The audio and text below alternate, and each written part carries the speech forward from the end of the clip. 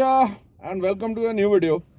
हम लोग जो है आप लोगों के लिए कुछ ऐसी केस स्टडीज लाते हैं जो आपको मतलब कुछ चीज़ें जो हैं जो बेसिक्स होती हैं वो हम मिस कर जाते हैं। ओके और हमारा जो डायग्नोस्टिक पाथ है वो क्या होना चाहिए। तो ये जो वीडियो है ये एक टिपिकल केस है। ये एक फोर्ड इको स्पोर्ट है और इसमें जो प्रॉब्लम है वो क्रैंक नो स्टार्ट है। बड़ी टिपिकल प्रॉब्लम है कि क्रैंक हो रही है गाड़ी लेकिन स्टार्ट नहीं हो रही है। Okay so let us try to find out. जो हमारा नॉर्मल ये होता है कि स्कैनर को हम हुकअप करते हैं। स्कैनर मैंने लगा लिया, ये आपके सामने इंटेलिजेंट डायग्नोसिस पे चले जाते हैं।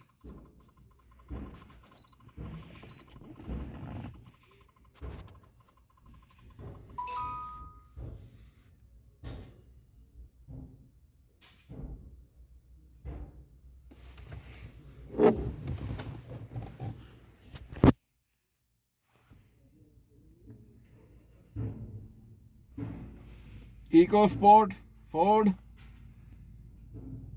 ये तू फोन दूसरा वाला अंदर रख के आया ना, इसीलिए ये पूरे नेटवर्क नहीं आ रहे, ये प्रॉब्लम है। चलो एनीवे छोड़ो, कोई बात नहीं। डायग्नोसिस ले आया कर साथ में अगली बार, क्योंकि इंटरनेट कनेक्शन की बड़ा दिक्कत रहेगी हमारे को। Okay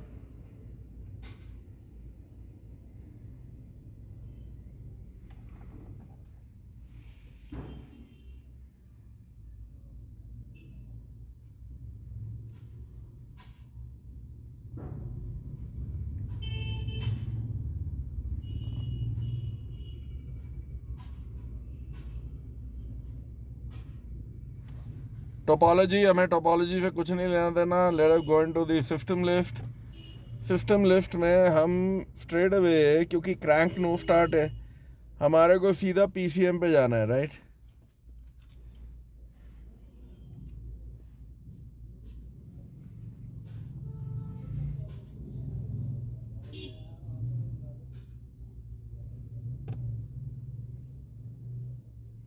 okay, read fault code, retrieve continuous memory DTCs जो है, सीएम डीटीसीज का मतलब यही होता है।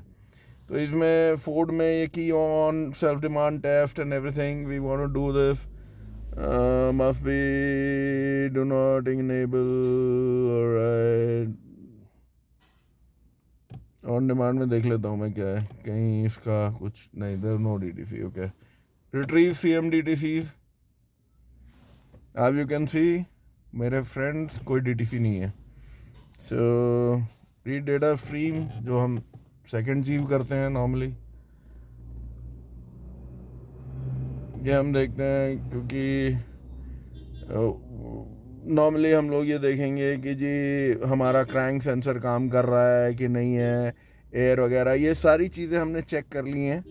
Everything is working all right. जो मेन मुद्दे की बात है वो ये है कि अगर आपका बैटरी वोल्टेज 12.13 है, क्रैंक कर रही है गाड़ी, स्टार्ट नहीं हो रही, इमोबलाइज़र का फॉल्ट हम देख रहे हैं वो भी नहीं है, fuel rail pressure is okay, crank sensor हमारा काम कर रहा है, तो अब क्या वजह होगी कि गाड़ी स्टार्ट नहीं हो रही है। ओके और जो हमारे नॉर्मल जो डायग्नोस्टिक पाथ, क्योंकि हम लोग आज की डेट में एज टेक्नीशियंस इतना हमारे दिमाग में ये भर दिया गया है कि स्ट्रेट अवे हम अब जाएंगे जो एक साइजेबल पॉपुलेशन है, मतलब एक अच्छे खासे पॉपुलेशन जो है टेक्नीशियंस की, वो जाएगा कि जी इसका ईसीएम खराब है।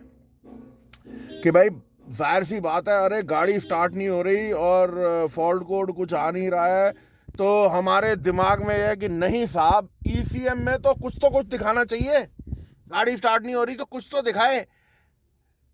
एंड ये 90% ऑफ द टेक्नीशियंस यही बोलते हैं जब मेरे को फ़ोन भी आते हैं या वैसे भी आते हैं कि भाई गाड़ी में क्रैंकिंग हो रही है सर, स्कैनर हमें कोई फॉल्ट कोड नहीं दिखा रहा। अरे भाई कोई ज़बरदस्ती थोड़ी ना कि स्कैनर आपको फॉल्ट कोड ही दिखाएगा, अगर फॉल्ट नहीं है तो नहीं है।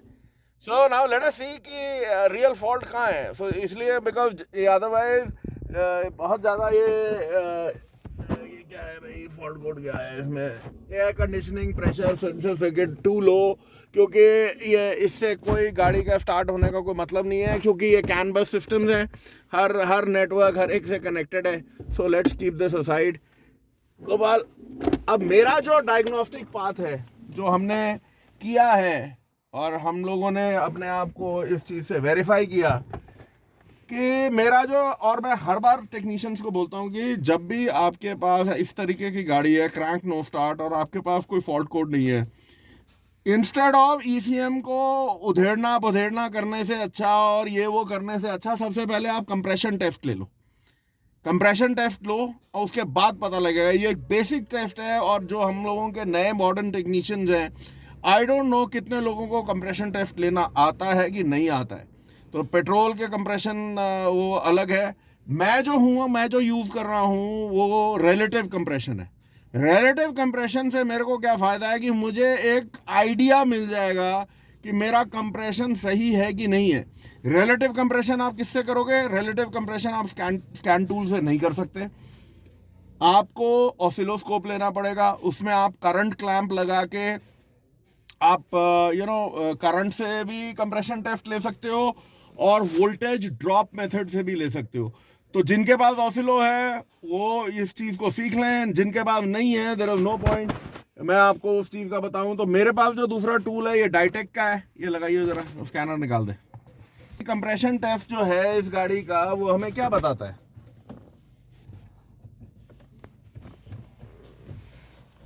तेरे को जब मैं बोलूँगा क्रैंक कर लियो, ठीक है ना, तो मैंने इसको कहा ओके, मैंने इसको वोल्टेज पे लिया है, और मैंने कहा जी अनसिंक.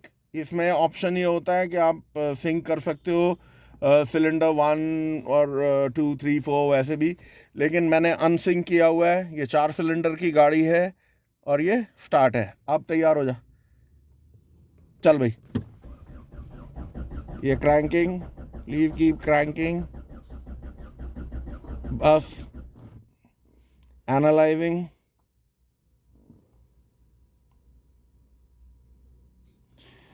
ये देखो फ्रेंड्स, ये आपका जो पोजीशन आई है इस टाइम, ये आपके 3 सिलेंडर्स में जो एफिशिएंसी है वो आप देख लो. उसने रिलेटिव कंप्रेशन का मतलब क्या होता है कि उसने एक सिलेंडर को 100% लिया है, ठीक है.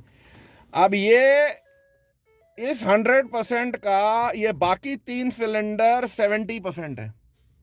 ओके, इसका ये मतलब नहीं है कि ये सिलेंडर भी बिल्कुल ओके है.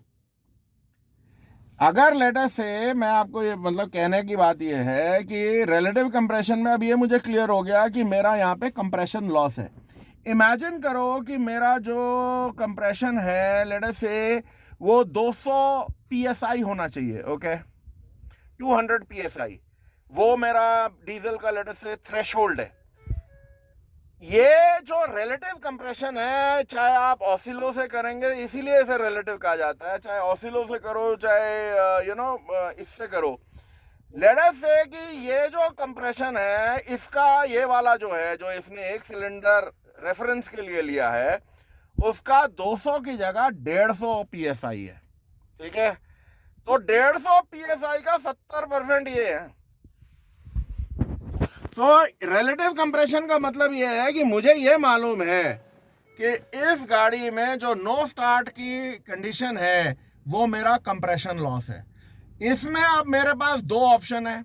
अगर मेरे को अपने क्लाइंट को और अपने आप को और ज़्यादा सेटिस्फाई करना है, वैसे कोई इसमें कोई ज़रूरत नहीं है, क्योंकि रिलेटिव कंप्रेशन आपको बता देगा कि कंप्रेशन ख़त्म है, तो आपको जाहिर सी बात है इंजन को आपको डाउन करना ही है. लेकिन अगर मेरा क्लाइंट बोलता है कि नहीं साहब मुझे बिल्कुल ही देखना है, ठीक है, तो फिर आपको जो नॉर्मल जो डीजल की टेस्ट गेज किट है, जो कंप्रेशन गेज किट है, चाहे आप ग्लो प्लग से उसको लगा के हुकअप करके करो, चाहे आप उससे करो इंजेक्टर्स निकाल के, तो आप कर सकते हो. बट बॉटम लाइन ये है, इस गाड़ी में ईसीएम का कोई फॉल्ट नहीं है. इस गाड़ी में लॉस ऑफ कंप्रेशन है। तो कहने का मतलब ये है माय फ्रेंड्स, मैं ये बताने की कोशिश कर रहा हूँ कि बहुत जगह में हम लोग एक जो हमारे अगर दिमाग के अंदर इतना भर जाता है कि अगर गाड़ी नो स्टार्ट कंडीशन है तो पहले हम इमोबिलाइजर को देखते हैं, इमोबिलाइजर ओके है, फिर हम देखते हैं कि भी मेरा क्रैंक सेंसर आरपीएम आ रहा है कि नहीं आ रहा है। अगर वो आ जाए तो भी गाड़ी नहीं स्टार्ट हो रही है तो हमारा तीसरा जो मेन जो आजकल एक बीमारी हो गई है कि हम ईसीएम उखाड़ के भेज देते हैं कि जी ईसीएम चेक करो। ये नहीं देखते हैं कि गाड़ी में जो 4 चीजें हैं, आपको क्या चाहिए, एयर, फ्यूल, आपको इंजेक्शन मतलब स्पार्क, अगर स्पार्क इंजेक्शन है तो स्पार्क चाहिए, या अगर ये डीजल है तो आपको इंजेक्टर चाहिए, और सबसे बड़ी चीज कंप्रेशन। अगर कंप्रेशन नहीं होगा तो माय डियर फ्रेंड्स जितने मर्जी आप ईसीएम को उखाड़ते रहो, आपकी गाड़ी स्टार्ट होने वाली नहीं है। तो मेरा कहना है ये जो वीडियो बनाने का पर्पस इतना है कि आपको ये दिखाया मैंने, एक टिपिकल गाड़ी आई है जिसका मैंने इसीलिए आपको ये वीडियो बनाया कि इस डायग्नोसिस पाथ को आप अपने जहन में रखें।